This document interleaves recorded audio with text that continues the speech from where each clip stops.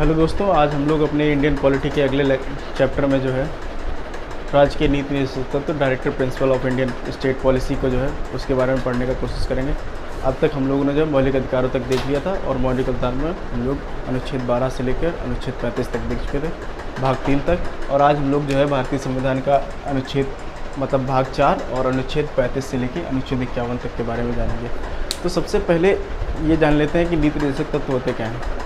नीति निदेशक तत्व एक प्रकार से भारत के संविधान द्वारा दिए गए भारत की कार्यपालिका और भारत की विधायिका को एक गाइडलाइंस है जो ये बताती हैं कि आपको क्या क्या कार्य भविष्य में करना है। दरअसल इसकी आवश्यकता क्यों पड़ी, मौलिक अधिकार और नीति निदेशक तत्व में क्या अंतर है। मौलिक अधिकार जो है वो एक ऐसे अधिकार थे जो उस समय दे सकने में, ये भी एक तरह के अधिकार हैं और राज्य के कर्तव्य भी हैं। वो मौलिक अधिकार व्यक्ति के अधिकार हैं, मतलब किसी भी नागरिक के अधिकार हैं। ये राज्य के कर्तव्य और व्यक्ति के अधिकारों का एक तरह का ये समुच्चय है जो नीति निदेशक तत्व है। तो नीति निदेशक तत्वों की आवश्यकता क्यों पड़ी, ऐसा ही प्रोविज़न इसको मौलिक अधिकार में भी कर सकते थे।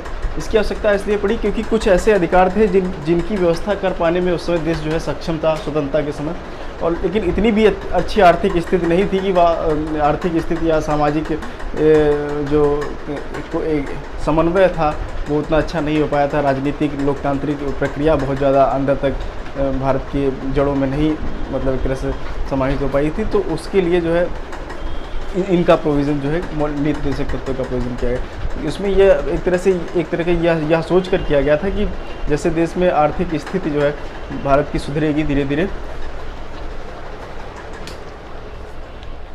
जैसे जैसे देश की आर्थिक स्थिति सुधरती जाएगी वैसे वैसे जो है इन सब का जो इसमें प्रावधान किए गए हैं उसकी व्यवस्था, उसका कर्तव्य जो है राज्य उसको पूरा करेगा और इसकी व्यवस्थाएं करेगा। तो सबसे पहले इसके बारे में जो है प्रोफेसर MP वाइली थे, उन्होंने जो कहा था कि जो राज्य निदेशक तत्व है, राज्य के नीति निदेशक तत्व है, वो राज्य की चेतना के जो है आधारभूत स्तंभ की तरह है। मतलब राज्य की जो चेतना होती, राष्ट्रीय चेतना है भारत की, उसका आधारभूत स्तंभ है।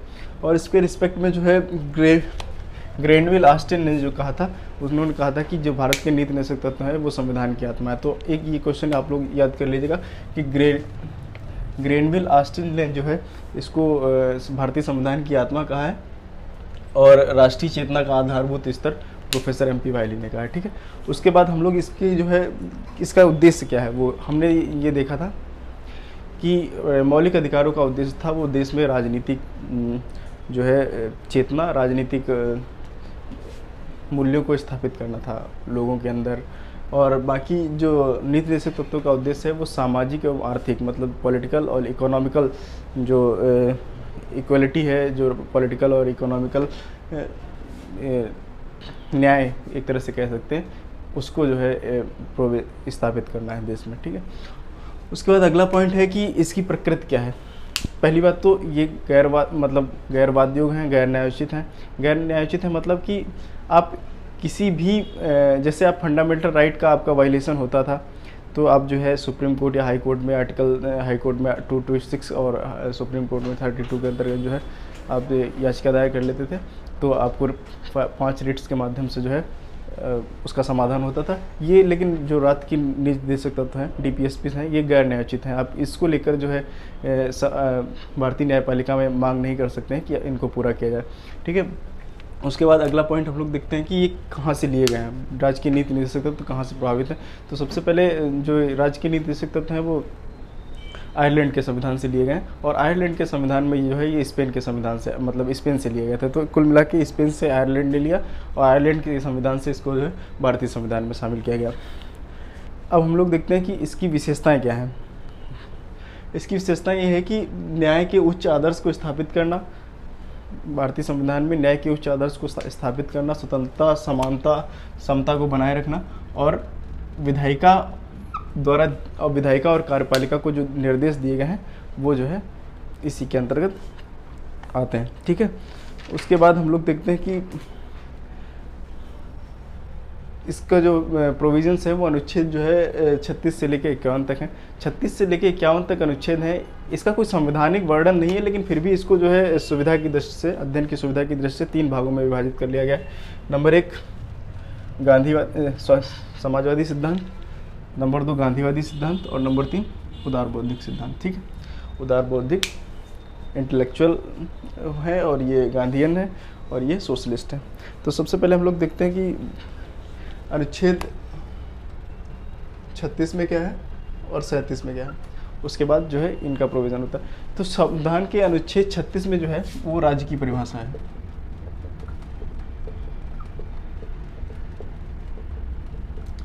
इसमें राज्य की परिभाषा का मतलब, राज्य का क्या मतलब होगा, जैसा संविधान में हम लोगों ने मौलिक अधिकार में अनुच्छेद 12 में पढ़ा था, उसमें जो राज्य का मतलब होता था वही जो है संविधान के अनुच्छेद 36 में राज्य की परिभाषा है। राज्य की परिभाषा के अंतर्गत जो राज्य आता है उसमें आपका केंद्रीय संसद आ जाएगा, संसद आएगा, उसके बाद राज्य के विधानमंडल आएंगे, न्यायपालिका, सारी सार्वजनिक कार्यालय, ठीक है, और उसके बाद जो है राष्ट्रपति, जितने भी जो है एक तरह का ये सब जो है राज्य की परिभाषा के अंतर्गत आएंगे, ठीक है।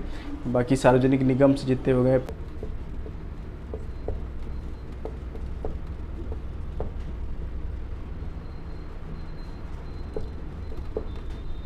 विधि बनाने का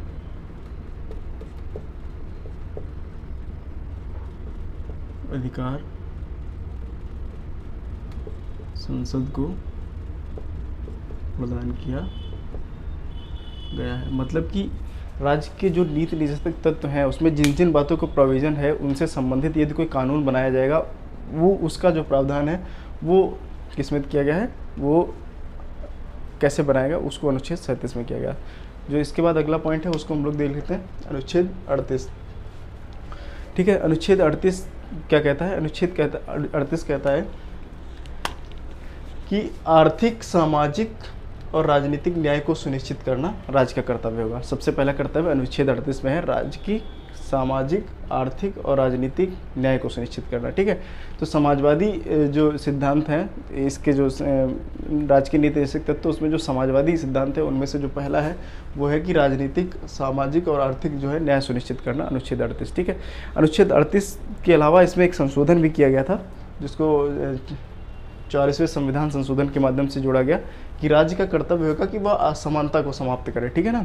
तो एक तरह से ये एक मूल संविधान में अनुच्छेद 38 में इसका वर्णन है। उसके बाद इसमें एक नया संशोधन करके 44वें संविधान संशोधन में जोड़ा गया था, इसको आप लोग याद रख लीजिएगा, असमानता को समाप्त करना, ठीक। उसके बाद अगला जो पॉइंट है वो हमारा अनुच्छेद 38 के बाद अनुच्छेद 39। अनुच्छेद 39 क्या है? अनुच्छेद 39 में कुछ सिद्धांत दिए गए हैं जो राज्यों को एक तरह के निर्देश हैं, गाइडलाइंस हैं। उसमें क्या क्या है? राज्यों को जो निर्देश दिए गए हैं उसमें सबसे पहला पॉइंट जो है वो है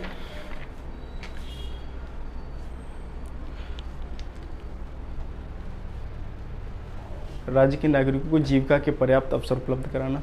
दूसरा, धन के संकेंद्रण को रोकना, कि पैसा जो है इकोनॉमिक इनइक्वालिटी को दूर करने के लिए। दरअसल समाजवादी शब्द का मतलब ही यही है एक तरह से कि इक्वल ट्रीटमेंट, सबके साथ एक तरह का संसाधनों का समान वितरण, जिससे जो है समानता स्थापित हो सके। तो इसमें आप लोगों को जो है जो पॉइंट्स दिखाई देंगे वो कहीं ना कहीं समाजवादी सिद्धांतों से प्रभावित दिखाई देंगे। तो सबसे पहले देखो, जीविका लोगों को उपलब्ध कराना, ये राज्य का कर्तव्य होगा। एक लोक कल्याणकारी स्टेट, जिसे वेलफेयर स्टेट हम लोग कहते हैं। वेलफेयर स्टेट का काम क्या होता है? अपने नागरिकों को सुविधाएं उपलब्ध कराना, ठीक है ना। अपने नागरिकों को जीवन को बेहतर बनाना, जीवन स्तर को ऊंचा बनाना, और उसमें जो है तो सबसे पहले इसमें अनुच्छेद 39 में है जीविका का जो है प्रबंध करना राज्य का कर्तव्य होगा। उसके बाद राज्य का कर्तव्य होगा कि वह धन के संकेंद्रण को रोके, मतलब कि पैसा जो है एक जगह कुछ लोगों के पास ही संकेंद्रित ना हो, लोगों के पास डिस्ट्रीब्यूशन हो, जो है पैसा सबके पास जो है वितरित हो, इसका प्रावधान करना राज्य का कर्तव्य होगा। कि मतलब जो पैसा है ना, जो एक तरह का अर्थ है, उसको कुछ लोगों के पास ही ना सिमट के रह जाए, वो जो है एक लगभग डिस्ट्रीब्यूशन देश के सब नागरिकों के पास हो। तो इसको जो है कम करना, ये भी राज्य का कर्तव्य होगा। और समान वेतन, मतलब स्त्री और पुरुष सेम समान कार्य के लिए जो समान वेतन है स्त्री और पुरुष के मध्य, उसका भी प्रावधान जो है एक तरह से अनुच्छेद 39 में किया गया। अनुच्छेद 39 में जो एक संशोधन किया गया था 42वें संविधान संशोधन के माध्यम से, एक नहीं 2 संशोधन किए थे। सबसे पहला बच्चों के स्वास्थ्य हेतु, बच्चों के स्वस्थ विकास हेतु अवसरों को उपलब्ध कराना, ये राज्य का कर्तव्य होगा। वो अनुच्छेद 42 में के संविधान 42वें संविधान संशोधन के माध्यम से जोड़ा गया। और 42वें संविधान संशोधन के माध्यम से ही 39वें अनुच्छेद में एक और प्रोविज़न जोड़ा गया, वो जो समान न्याय के लिए, इक्वल जस्टिस को जो है लोगों के बीच में लाने के लिए क्या किया गया था कि वो लोग जो अपने न्यायिक जो खर्च होता है उसको वहन नहीं कर सकते, उसके लिए निःशुल्क विधिक सहायता का जो प्रावधान है वो अनुच्छेद 39 में किया गया, 39A में। तो मतलब इसका कहने का मतलब है कि वो लोग जो अपने विधिक सहायता, मतलब कुछ भी उन पर कानूनी कुछ भी उनको ज़रूरत सलाह चाहिए हो, अगर वो अपना उसका खर्च वहन नहीं कर पा रहे हैं तो सरकार का यह कर्तव्य होगा कि वह उनको जो है इस चीज़ का प्रावधान कराए। तो इसका जो प्रोविज़न है वो 42 पे, ये मूल संविधान में नहीं था। इसके पहले जो बच्चों के स्वास्थ्य विकास हेतु अवसरों को सुनिश्चित करना, जो अनुच्छेद 39 में एक पॉइंट जोड़ा गया था, और अनुच्छेद 39 का ए जो अनुच्छेद है इसको जो है 42वें संविधान संशोधन के माध्यम से जोड़ा गया। ये आप लोग याद कर लीजिएगा कि इसमें मैचिंग क्वेश्चन आ जाता है।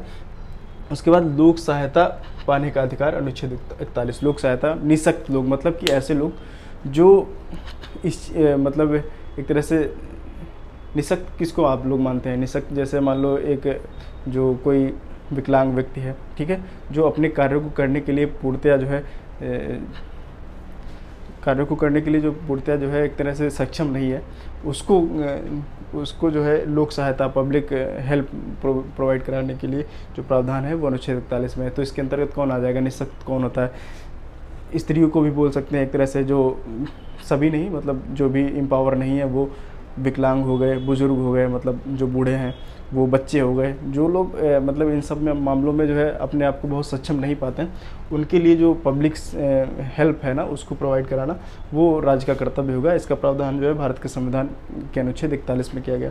उसके बाद अनुच्छेद 42 बहुत इंपॉर्टेंट हो जाता है।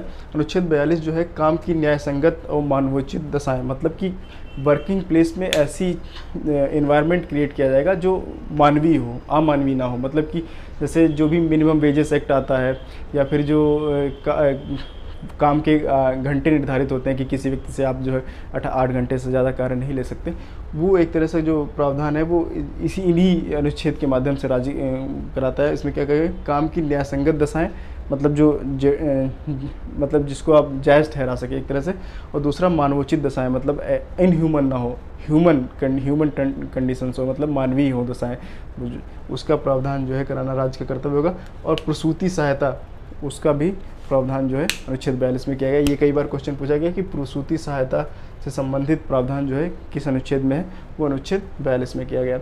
उसके बाद अनुच्छेद 43 क्या है? अनुच्छेद 43 है कि सभी कामगारों के लिए निर्वाह मजदूरी, मतलब कि कोई भी व्यक्ति जो कार्य कर रहा है उसके लिए निर्वाह मजदूरी, मतलब कि वो जो कार्य कर रहा है उसको मेहनताना जो है वो दिया जाए, उसका प्रावधान कराना राज्य का कर्तव्य होगा। जैसे मान लो कि समय समय पर हम लोग देखते हैं कि गवर्नमेंट मिनिमम वेजेस एक्ट में चेंजेस करती है। मिनिमम वेजेस एक्ट में चेंज क्या करती है कि मतलब अभी तक जो है मनरेगा का जो है वो पैसा इतना था, फिर उसको बढ़ा दिया गया क्योंकि इन्फ्लेशन ऐड करके फिर उसमें, तो एक तरह से राज्य का यह कर्तव्य करता है कि ये सभी कामगारों को उनकी जो मेहनताने की वाजिब जो मेहनत है ना उसका पे कराना, उसकी व्यवस्था को सुनिश्चित करना, ये राज्य का कर्तव्य होगा कि इससे कम जो है ना हो। तो इसके अंतर्गत अनुच्छेद 43 आता है। तो कामगारों की निर्वाह मजदूरी अनुच्छेद 43 में आता है। उससे पहले हम लोगों ने क्या देखा था कि काम की न्यायसंगत एवं मानवोचित दशाएं अनुच्छेद 42 में आती है, और प्रसूति सहायता वो भी अनुच्छेद 42 में आती है। ठीक है। उसके बाद जो अगला पॉइंट है वो क्या है कि उद्योगों के प्रबंध से संबंधित अनुच्छेद 43, इसमें भी एक संशोधन किया गया था अनुच्छेद 43 में। अनुच्छेद 43 में एक 42वें संविधान संशोधन के माध्यम से एक संशोधन ये किया था, उद्योगों के प्रबंध में जो है उद्योगों के प्रबंध से संबंधित है। जैसे मान लो पहले क्या होता था कि कोई भी इंडस्ट्री है या फिर कोई भी ऑर्गेनाइजेशन है, उसमें जो वर्क करते थे वो ऊपर के मैनेजरियल वर्क या टॉप जो हायरार्कियल लोग होते हैं वही डिसाइड करते थे। तो इसमें ये प्रावधान 42वें संविधान के माध्यम से किया गया कि यदि उद्योगों का प्रबंध कर रहे हैं तो आप जो चाहेंगे तो वहाँ जो मजदूर है ना उसको भी प्रबंध में कहीं ना कहीं कुछ पार्टिसिपेशन दिया जाए, उनकी भी बातों को सुना जाए। एक तरह से ये समाजवादी सिद्धांत से संबंधित आप लोगों को दिखाई दे रहा है, क्योंकि इसी वजह से इसको समाजवादी सिद्धांतों के अंतर्गत रखा गया। ठीक है ना। तो इसको 42वें संविधान संशोधन के माध्यम से भारतीय संविधान में जोड़ा गया था। उसके बाद जो अगला है कि वो पोषाहार, लोक स्वास्थ्य एवं जीवन स्तर से संबंधित जो है प्रावधान अनुच्छेद 47 में किए गए हैं। पोषाहार मतलब कि न्यूट्रिशन से संबंधित, लोक स्वास्थ्य मतलब पब्लिक हेल्थ, जो भी आप सरकारी अस्पताल वगैरह देखते हैं बहुत कम पैसे में, मतलब 1 रुपये के पर्चे पे जो दवा मिलता है उनको, ये एक तरह से लोक स्वास्थ्य। और जीवन स्तर मतलब आपकी लाइफ स्टाइल को बेटर बनाना, ये इस सब का कराना जो है अनुच्छेद 47 के माध्यम से राज्य का कर्तव्य होगा। तो हम लोगों ने देखा कि जो नीति निर्देशक तत्वों का समाजवादी सिद्धांत है उसके अंतर्गत कौन कौन से आते हैं। सबसे पहला आता है अनुच्छेद 38, अनुच्छेद 38 के बाद आता है अनुच्छेद 39, 39 का ए, ठीक है। उसके बाद अनुच्छेद 41, 40 छोड़ दीजिए क्योंकि 40 जो है पंचायतों का गठन होता है वो इसमें आ जाएगा, ठीक है। 40 को छोड़कर 41, 42, 43 और 47। तो हम लोगों को क्या याद रखना है कि अनुच्छेद हम लोग यहाँ से 38 से शुरू किए थे, 39, 40 को छोड़ दो 41, क्योंकि 40 जो है पंचायतों का गठन है, और फिर 41, 42, 43, 44, 45 को छोड़ दो, फिर 47, ठीक है ना। तो कुल मिला के कौन कौन से इसके अंतर्गत आते थे, 38, उसके बाद 39, फिर 41, फिर 42, फिर 43, ठीक है ना, फिर उसके बाद सीधे 47, ठीक। उसके बाद गांधीवादी सिद्धांत क्या होता है। भारतीय संविधान के निर्माण के समय जो है कुछ सिद्धांतों को जो है गांधीयन विचारधारा के लोग भी भारतीय संविधान सभा में थे, जैसे आचार्य JV कृपलानी हुए, ठीक है ना, या पट्टाभी सीतारमैया हुए। इन सब का जो है एक तरह से व्यू पॉइंट था, कुछ कुछ जो है गांधीयन आइडियोलॉजी से संबंधित थे। तो उनके भी कुछ प्रोविजंस हैं, वो हमको इसमें उनका भी जो प्रभाव है वो कहीं ना कहीं भारतीय संविधान में हमको दिखाई देता है। तो सबसे पहला प्रावधान जो है गांधीयन सिद्धांत से संबंधित है वो अनुच्छेद 40 में दिया गया है। वो क्या है, पंचायतों के गठन से संबंधित, मतलब कि एक तरह से जो स्थानीय सुशासन है उसकी व्यवस्था जो है अनुच्छेद राज्य का कर्तव्य होगा कि अनुच्छेद 40 में जो है कि वो पंचायतों का गठन करेगी। तो इसका जो है सबसे पहले हम लोग देखते हैं कि जो है पंचायतों इस प्रावधान अनुच्छेद 40 का जो हमको प्रभाव दिखाई देता है वो 73वें और 74वें संविधान संशोधन के माध्यम से जो है संवैधानिक मान्यता जब पंचायतों को दी गई थी, स्थानीय सुशासन को दी गई थी। तो हम लोग देखते हैं कि एक तरह से ये गांधी सिद्धांत का जो राज्य ने अपना कर्तव्य का पालन किया था। तो अनुच्छेद 40 में जो है पंचायतों का गठन है। उसके बाद अनुच्छेद 40 के बाद अनुच्छेद 42 तो इधर आ गया था। अनुच्छेद 42 के बाद अनुच्छेद 43, अनुच्छेद 43 का भी कुछ पार्ट इधर आता है और कुछ पार्ट जो है अनुच्छेद 43 का इधर आता है। अनुच्छेद 43 का जो कुटीर उद्योग से संबंधित है या सहकारिता के आधार पर कुटीर उद्योग को प्रोत्साहन देना। हम लोग को जैसा पता है कि गांधी जो है एक तरह से गांधी जी वो स्थानीय सुशासन, सहकारिता, कुटीर उद्योग, ठीक है ना, इन सब से मतलब बहुत इस पे बहुत ध्यान देते थे ना।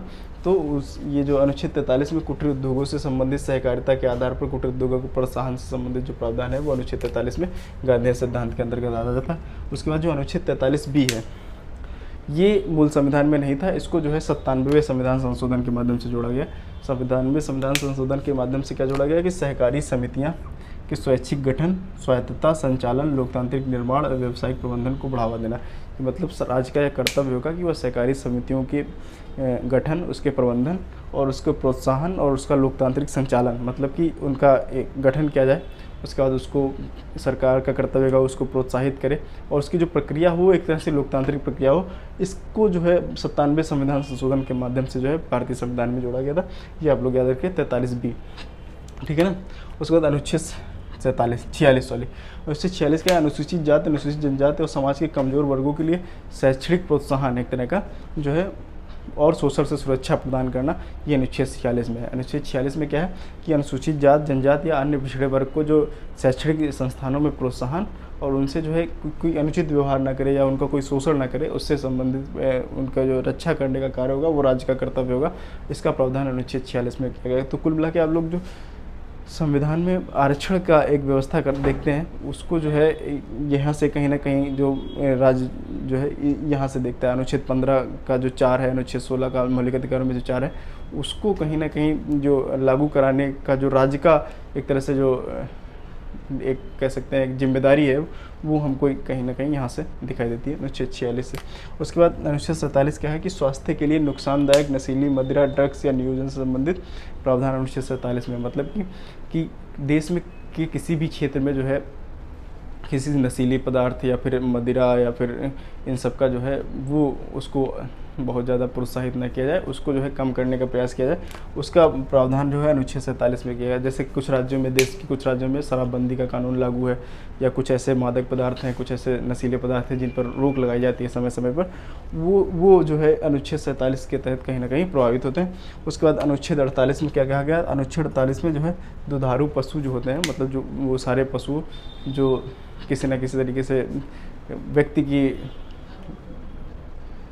के जीवन में महत्वपूर्ण भूमिका निभाते हैं। महत्वपूर्ण मतलब उनकी जीविका, रोजगार या फिर उनके स्वास्थ्य से संबंधित हैं, जो उनके भोजन की आवश्यकताओं को पूरा करते हैं। ऐसे दुधारू पशु होते हैं, उनके वध पर जो है रोक है वो अनुच्छेद 48 में किया गया था। एक तरह से इसमें गाय और बछड़े या इनसे संबंधित कुछ मामला इसमें धार्मिक भी है, कुछ एक तरह से इकोनॉमिक भी कह सकते हैं, तो सारे मामले हैं। तो ये जो है दुधारू पशुओं के वध से संबंधित जो है अनुच्छेद 48 में प्रावधान किया गया।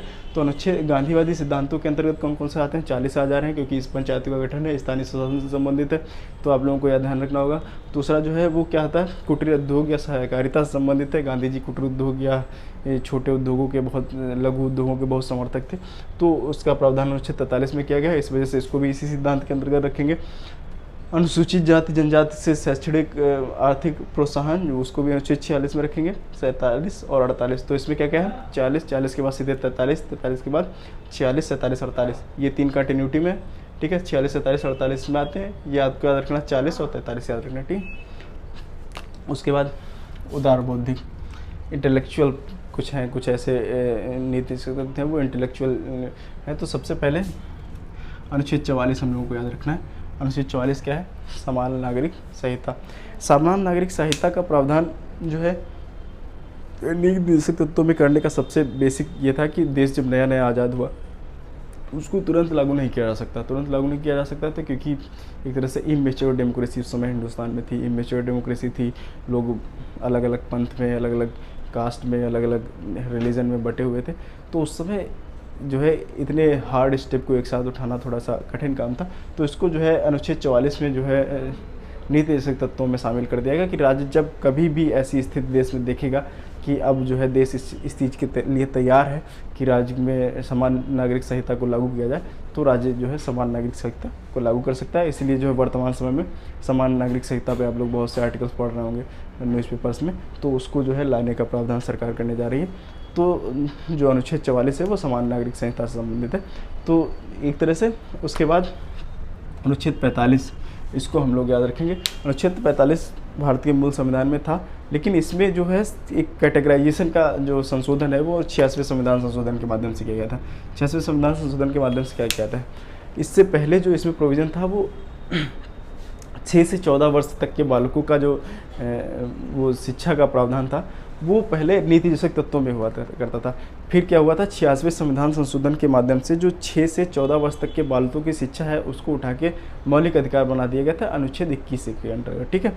तो इसमें क्या बचा? अब इसमें जो है 0 से 6 वर्ष के जो बालक होते हैं उनसे, उनके संबंधित जो प्रावधान है, 0 से 6 का मतलब कि कोई बच्चा जब एक तरह से जन्म ले रहा है उससे लेकर आंगनवाड़ी में हम लोग देखते हैं कि उनको उनके पोषण का, उनके शिक्षा का, स्वास्थ्य का जो ध्यान रखा जाता है, उससे संबंधित जो प्रावधान है वो अनुच्छेद 45 में जो है कर दिए गए हैं। तो इसमें जो मूल प्रावधान से उसको उठा के फंडामेंटल राइट में, राइट टू एजुकेशन में ऐड कर दिया गया है, फंडामेंटल राइट में अनुच्छेद 21A में। और इसमें एज में उससे पहले जो 6 से 14 था उसको वहाँ ले गए और 0 से 6 तक के बच्चों का प्रावधान जो है वो अनुच्छेद 45 में कर दिया गया। 86वें संविधान संशोधन, ये संविधान संशोधन आप लोगों को याद रखना चाहिए। उसके बाद अनुच्छेद 48 क्या है? 48 से अनुच्छेद 48A जो है वो क्या है? कृषि एवं पशुओं से संबंधित जो है उसमें एक तरह से क्या करना चाहिए, उसमें जो है साइंटिफिक एग्रीकल्चर में, साइंटिफिक एग्रीकल्चर, पशुओं का जो उनकी जो ब्रीडिंग होती है उसमें साइंटिफिक टेक्नोलॉजी का यूज किया जाए, उसमें जो है एक तरह से इसका प्रावधान जो है अनुच्छेद 48A में किया गया है, ठीक है। अनुच्छेद 48A को भी जो है क्या है? अनुच्छेद 48 को भी 42वें संविधान संशोधन के माध्यम से जोड़ा गया था। हम लोगों को ये भी याद रख लेना चाहिए, 42वें संविधान संशोधन के माध्यम से अनुच्छेद 48 को जोड़ा गया था। उसके बाद जो इम्पोर्टेंट है वो अनुच्छेद 49 है। 49 में क्या गया? राष्ट्रीय महत्व के जो स्मारक होते हैं हमारा, उनकी जो सुरक्षा और उनके जो एक तरह से सुरक्षा और उनके रखरखाव का कार्य जो होगा, वो कर्तव्य जो होगा वो राज्य का होगा, वो अनुच्छेद जो है 49 में प्रावधान किया गया। उसके बाद अनुच्छेद 50 में क्या किया गया? डिवीज़न 50-50, मतलब कि राज्य की कार्यपालिका और राज्य की न्यायपालिका के बीच कार्यों का स्पष्ट विभाजन जो होगा वो करना राज्य का कर्तव्य होगा, उसका प्रावधान जो है अनुच्छेद 50 में किया गया, ठीक है।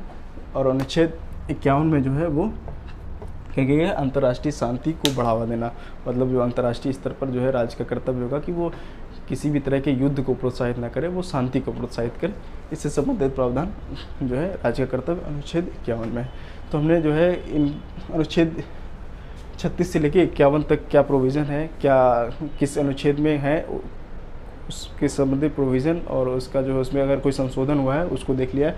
तो हम लोगों ने क्या देखा है कि ये जो डिवीज़न है सोशलिस्ट, गांधीयन और इंटेलेक्चुअल, मतलब समाजवादी, गांधीवादी और उदारबौद्धिक, इसका कोई संविधान में स्पष्ट कोई मतलब संविधान में इसका विभाजन नहीं किया गया।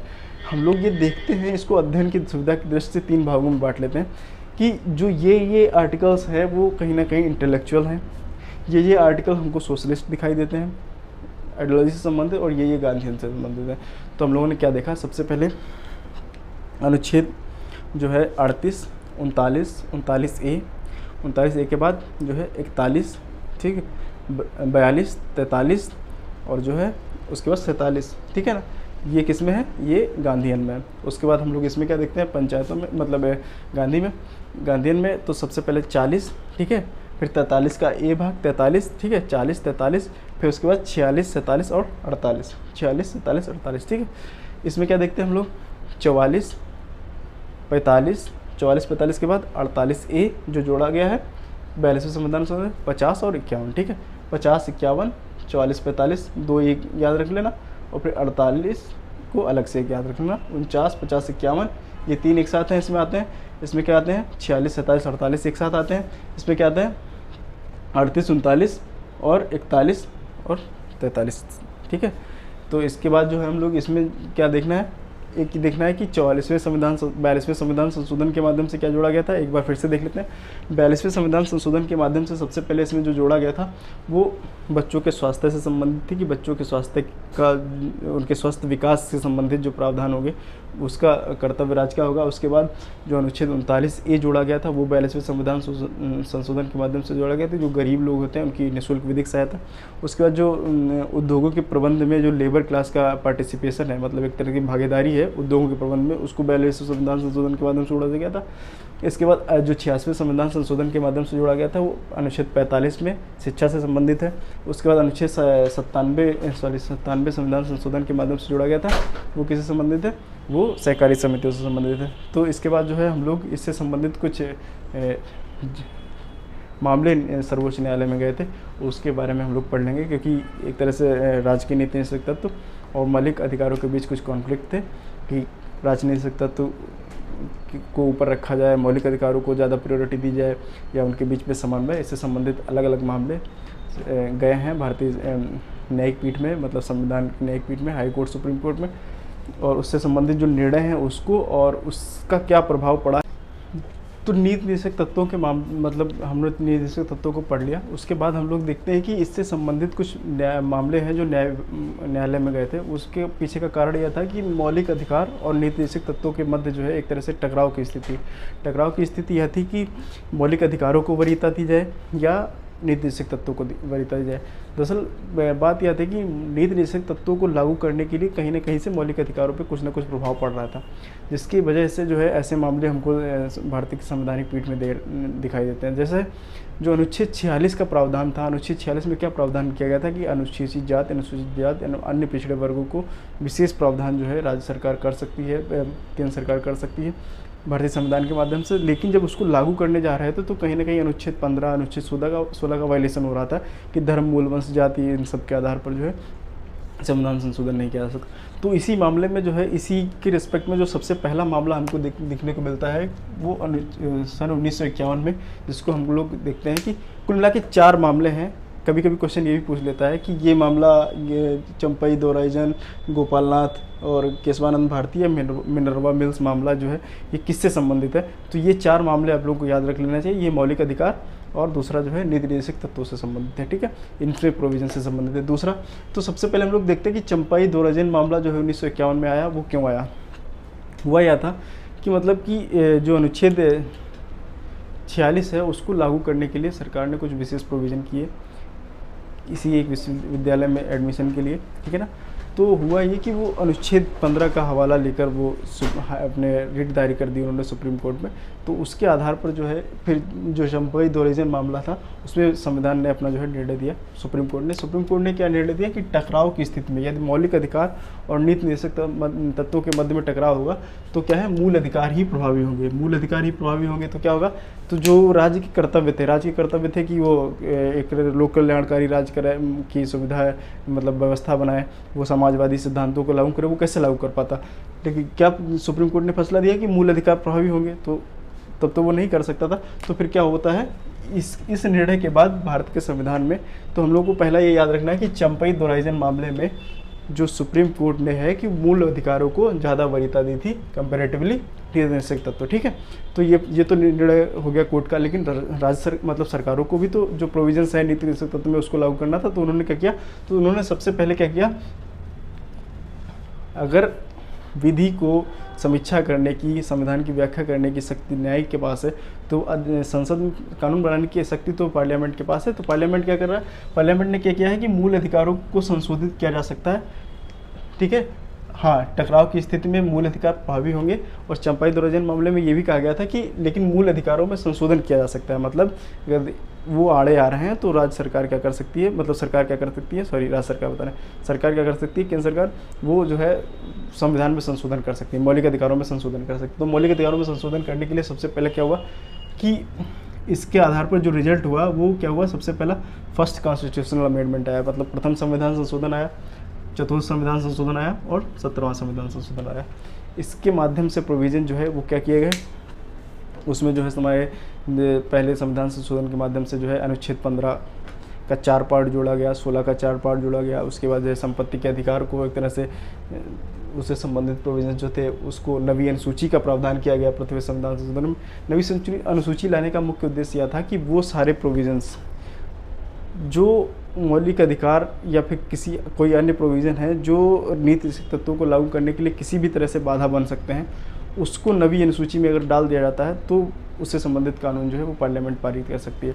ठीक है, तो उसमें नवी सूची का प्रावधान जो है पहले संविधान संशोधन में किया गया। ठीक है, संपत्ति के अधिग्रहण से संबंधित प्रावधान जो है जो कि मतलब किसी की संपत्ति है उसका अधिग्रहण जो है राज्य सरकार कर सकती है, उससे संबंधित प्रावधान अनुच्छेद 4 में किया गया, संविधान संशोधन 4 में किया गया।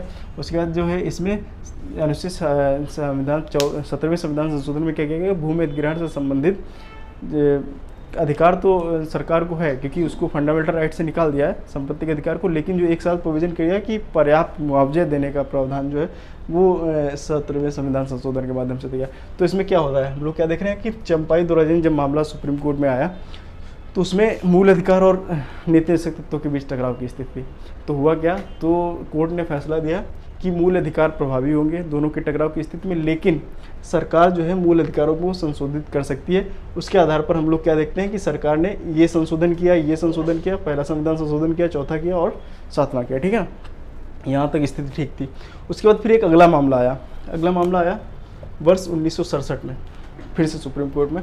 उसमें क्या था, नीति निषेध तत्व को लागू करने के लिए मौलिक उसमें जो है इस मामले को, जो चंपई दोहरीजन मामला था, उसको सुप्रीम कोर्ट ने अपनी ही मामले को पलट दिया और क्या कहा कि नीति निषेध तत्वों को लागू करने के लिए मूल अधिकारों में संशोधन नहीं किया जा सकता। ठीक है, अब तक क्या कहा था कि संशोधन किया जा सकता है, टकराव की स्थिति में ये प्रभावी होंगे, लेकिन उसमें संशोधन करके कार्य को आगे बढ़ाया जा सकता है। अब क्या कह दिया कि जो है संशोधन नहीं किया जा सकता, तो अब फिर सरकार क्या करेगी। सरकार ने क्या किया, उसने तुरंत 2 कॉन्स्टिट्यूशनल अमेंडमेंट किए। सबसे पहला किया 24वां संविधान संशोधन और 25वां संविधान संशोधन। 24वें संविधान संशोधन में उसने जो है एक तरह से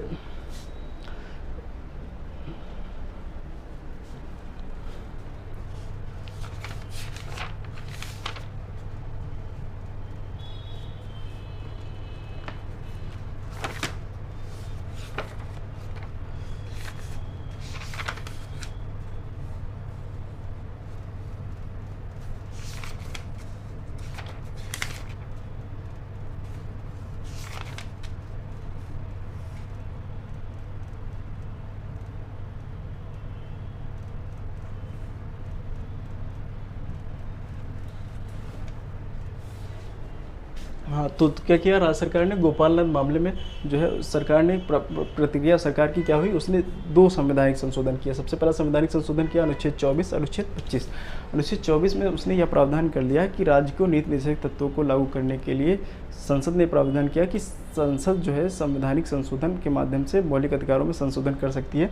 ये जो है चेंजेस उसने अनुच्छेद संविधान संशोधन अधिनियम 24 के माध्यम से उसने प्रोविज़न ये कर दिया। और उसके बाद साथ अनुच्छेद 25 के माध्यम से एक नया आर्टिकल जोड़ा, वो आर्टिकल 31। आर्टिकल 31 का का पार्ट, खा पार्ट, गा पार्ट। आर्टिकल 31 में ये प्रोविज़न किया गया कि नीति निर्देशक तत्वों को लागू करने के दौरान यदि अनुच्छेद 14 और अनुच्छेद 19 से संबंधित कोई भी हर्डल्स, कोई भी प्रॉब्लम्स अगर आती हैं तो उसको जो है एक तरह से चुनौती नहीं दी जा सकती सुप्रीम कोर्ट में, ठीक है ना। अब क्या होगा, अब ये इन्हीं 2 मामलों को लेकर लोग जो है क्या करते थे, याचिका दायर करते थे। और सरकार ने क्या कहा कि अनुच्छेद 31 में एक मौलिक अधिकार में ही प्रावधान कर दिया कि ये नीति निर्देशक तत्वों को लागू करने के रिस्पेक्ट में अगर ये कोई चेंजेस, मतलब ये अनुच्छेद 14 और 19 किसी तरह से कुछ हर्डल क्रिएट करते हैं तो नीति निर्देशक तत्वों को उस पर जो है उसमें संविधान संशोधन करने की शक्ति जो है संसद की होगी। अब क्या हुआ, अब उसके बाद अगला मामला आता है 1973 में केशवानंद भारती मामला। केशवानंद भारती मामले में क्या कहा गया कि उसमें जो है इस मामले को जो है फिर से जो है चेंज किया गया। उसमें क्या चेंज किया गया कि केशवानंद भारती में किया गया कि संसद जो है मौलिक अधिकारों में संशोधन कर सकती है, मौलिक अधिकारों में संशोधन कर सकती है, लेकिन उसका मूल ढांचा जो बेसिक स्ट्रक्चर है वो कहीं से प्रभावित नहीं होना चाहिए। तो एक क्वेश्चन ये भी आता है कि बेसिक स्ट्रक्चर का जो कॉन्सेप्ट है वो कहाँ से सबसे पहले आता है, वो आता है केशवानंद भारती मामले में। और मूल ढांचे के अंतर्गत उन्होंने क्या कर दिया, जो संविधान समीक्षा करने का अधिकार, संवैधानिक समीक्षा, न्यायिक समीक्षा, सॉरी,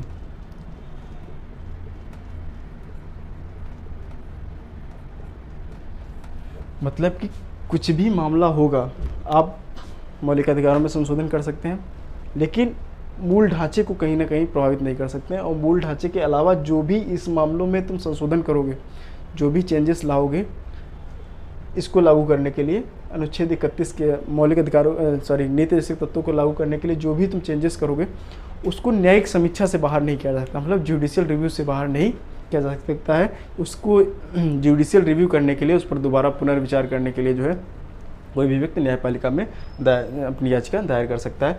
उसके बाद जो है 42वें संविधान संशोधन। अब इसका प्रभाव क्या होगा, संसद को तो मतलब कि कार्यपालिका को या सरकार को तो अपने जो नीति निर्देशक तत्व हैं उनका कर्तव्यों का पालन भी तो करना है। तो उसने क्या किया कि 42वें संविधान संशोधन से एक और संशोधन किया इस केशवानंद भारती के मामले के बाद। उसने क्या किया कि नीति निर्देशक तत्वों को मूल अधिकारों पर प्रभावी बना दिया, ठीक है। 42वें संविधान संशोधन, 42वां संविधान संशोधन बहुत बड़ा है, लेकिन उसमें एक प्रोविज़न ये भी था कि नीति निर्देशक तत्वों को मूल अधिकारों पर प्रभावी बना दिया गया। अब नीति निर्देशक तत्वों को जब मूल अधिकारों पर प्रभावी बना दिया जाएगा तो फिर क्या होगा, फिर से मौलिक अधिकारों में कहीं ना कहीं ब्रीच हो जाए। तो फिर अगला मामला हमको जो है 1980 में दिखता है, मिनर्वा मिल्स मामला। मिनर्वा मिल्स मामले में क्या होता है कि उसमें उस मामले में मिनर्वा मिल्स मामले में कोर्ट ने यह जो है एक तरह से अनुशंसा दी कि मौलिक अधिकार और नीति निर्देशक तत्वों के मध्य समन्वय बनाकर चला जाए, ठीक है। अनुच्छेद 31 के प्रावधान को उसने बना रहने दिया। 31 के प्रावधान में जो है जो प्रावधान किया गया था अनुच्छेद 31 में कि अनुच्छेद 14 और 19 के आधार पर नीति निर्देशक तत्वों की कोई समाजवादी सिद्धांत अगर लागू किया जा रहा है तो नल एंड वाइड घोषित नहीं किया जा सकता, उसको तो बना रहने दिया। लेकिन उसने कहा कि जो इसमें ये प्रावधान किया गया है कि नीति निर्देशक तत्वों को मौलिक अधिकारों पर प्रभावी बना जाएगा, इस प्रोविज़न को है इसने जो है मिनर्वा मिल्स मामले में समाप्त कर दिया। बाकी स्थिति जो है जो केशवानंद भारती स्थिति थी मामले में स्थिति, उस स्थिति को बना रहने दिया। और उसने ये भी गाइडलाइन जारी की, तो जो राज्य का कर्तव्य वो यह भी होगा कि वह राज्य मौलिक अधिकार और नीति निर्देशक तत्वों के मध्य जो है एक तरह का समन्वय बनाकर रखे। तो हमने आज जो है अपना नीति निर्देशक तत्वों का चैप्टर समाप्त कर लिया है। हम लोग अगले चैप्टर में नेक्स्ट टॉपिक के साथ मिलेंगे। धन्यवाद।